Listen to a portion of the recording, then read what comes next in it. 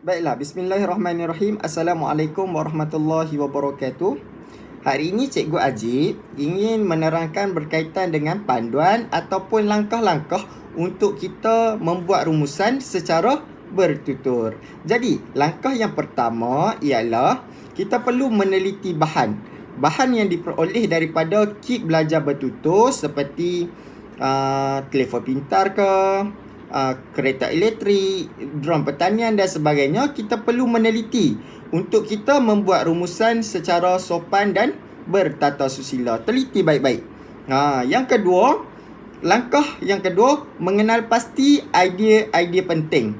Jadi daripada gambar tersebut, kita perlu lihat alat-alat inovasi ini mempunyai beberapa kebaikan.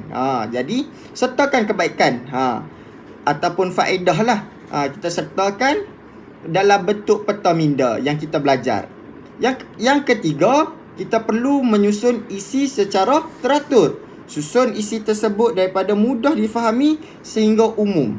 Jadi daripada sebelum kita nak bercakap itu, kita perlu susun daripada mudah sehingga sukar. Jadi yang keempat ialah kita perlu bertutur secara bertata susila. Guna bahasa yang sopan, nada yang jelas dan ayat yang teratur ketika menyampaikan rumusan berkaitan dengan bahan tersebut. Jadi nada ini penting supaya ayat itu mudah difahami dan tidak ada salah faham ketika kita membuat rumusan. Sebagai contoh,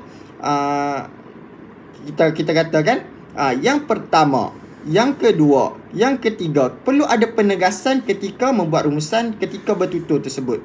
Dan langkah yang terakhir, yakni kita bercakap. Kita membuat kesimpulan lah. Saya simpulkan mesej pengajaran yang sesuai. Jadi sertakan rumusan berkaitan dengan alat inovasi tadi. Sebagai contoh, sebagai kesimpulannya, alat inovasi ini mempunyai beberapa kebaikan yang perlu kita ambil. Dan alat ini penting dalam kehidupan seharian kita. Jadi itu merupakan langkah-langkah dan panduan yang cikgu letak di kit belajar bertutur.